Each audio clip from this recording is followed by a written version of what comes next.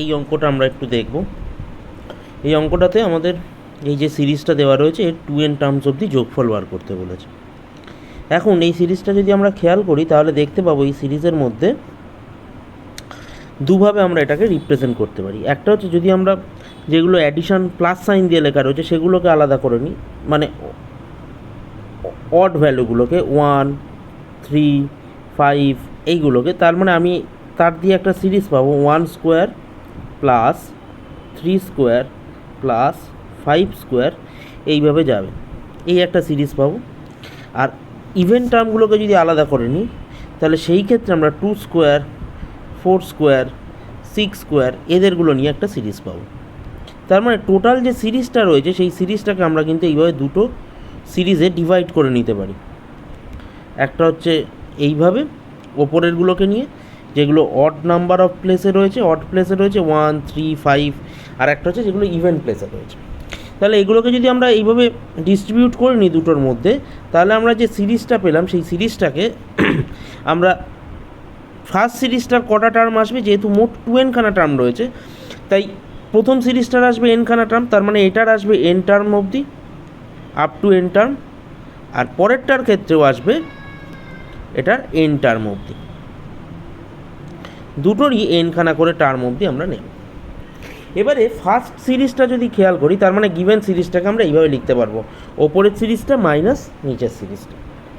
এখন উপরের যে সিরিজটা রয়েছে 1, 3, 5 এই সিরিজটা দেখো একটা এপি ফর্ম করছে, নাম্বারগুলো পুরোটা না, জাস্ট 1, 3, 5 এরা একটা এপি ফর্ম করছে, এবং যার জেনারেল টার্মটা খুব সহজেই আমরা বুঝতে পারছি 2n-1।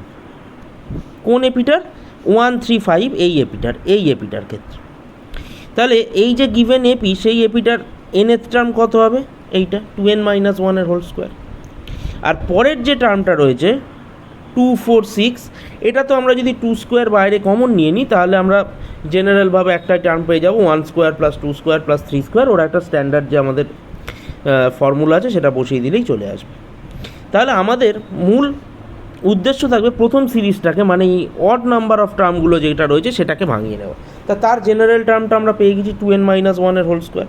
এখন আমি ওই tnটাকে তাহলে লিখতে পারছি ফার্স্ট যে সিরিজটা, মানে আমরা জাস্ট কনসিডার করছি এখন এই সিরিজটা 1 square, 3 square, 5 square up to n terms. এইটাকে আমরা লিখছি এইভাবে লিখতে পারবো, তাহলে সামেশান ওভার 2r-1 তার হোল স্কোয়ার, আরটা ভ্যারি করবে 1 থেকে n অবধি। আরটা 1 বসালে তুমি দেখো ফার্স্ট টার্ম পেয়ে যাবে 1 স্কোয়ার, 2 বসালে সেকেন্ড টার্ম পেয়ে যাবে 3 স্কোয়ার, তারপরেরটা 3 বসালে 5 স্কোয়ার পেয়ে যাবে, এইভাবে পরপর পেতে থাকবে।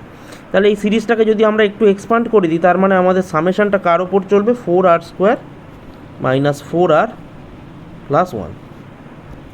সামেশানটা কিন্তু আরটা 1 to n এটা রান করছে, আমি বারবার লিখছি না, এটা জেনারেলভাবে বুঝে নাও, আরটা 1 থেকে n অবধি রান করবে। তাহলে ফার্স্ট টার্মটার ওপর যদি এটাকে, এবারে যেহেতু এটা সামেশান তাই সব কটার ওপর ডিস্ট্রিবিউট হয়ে যাবে, এটার ওপরে, এটার ওপরে, এটার ওপরে।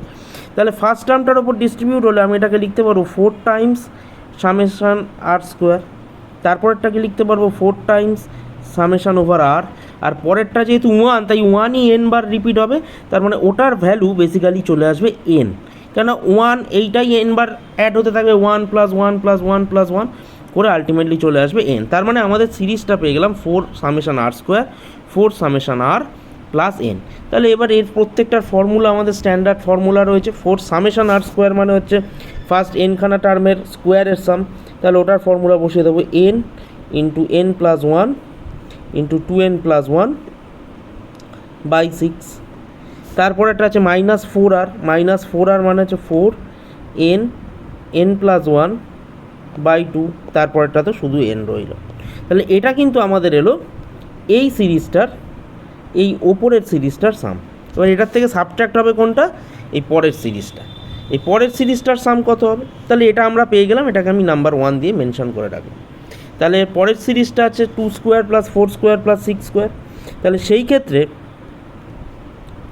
2 square plus 4 square plus 6 square এটার যে আপ টু n টার্ম অবধি রয়েছে,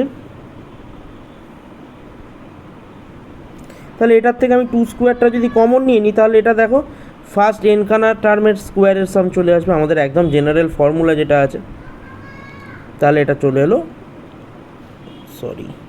up to n terms. Okay, তার মানে আমরা পেয়ে গেলাম এটা 4 into n plus one into 2n plus one by 6। তাহলে এটাকে দিয়ে দিলাম নাম্বার 2। তাহলে গিভেন যে সিরিজটা ছিল, মানে আমার কাছে যেটা প্রথম সিরিজ দেওয়া ছিল, এই সিরিজটার সাম কত হবে? এই সিরিজটার সাম হবে এই প্রথমটার সাম মাইনাস পরেরটার সাম। 1 থেকে 2কে মাইনাস করে দেবো, তাহলে 1-এর ভ্যালু আমাদের বার করা রয়েছে আমাদের এইখানে, এইটা, সেটার থেকে নাম্বার 2টা বাদ চলে যাবে। তাহলে বাদ দিয়ে দিলে আমরা আলটিমেট রেজাল্টটা পেয়ে যাব। রেজাল্টটার ক্ষেত্রে কি আসবে? তার মানে আমাদের লিখতে পারবো 4 into n 4n into n plus one into 2n plus one by 6 minus 4n into n plus one by 2 plus n minus হয়ে যাবে আবার 4 into n plus one into 2n plus one by 6। তাহলে ultimately আমাদের এই দুটো value cancel out হয়ে যাবে, এই ভ্যালুটা আর এই ভ্যালুটা। তাহলে পড়ে থাকবে আমাদের খালি এই দুটো জিনিস। এই দুটোকে যদি একটু সিম্পলিফাই করে নেওয়া যায়, তাহলে সিম্পলিফাই করলে আমরা কি পাবো? এটা ক্যান্সেল হয়ে গিয়ে পড়ে রইল 2। তাহলে সেই ক্ষেত্রে আমরা n যদি কমন নিয়ে নিই, তাহলে আমাদের ভ্যালু আসবে 1 মাইনাস 2n মাইনাস 2। তার মানে আমাদের আলটিমেট ভ্যালু হলো minus n into 2n plus 1। এটা চলে এলো আমাদের আনসার।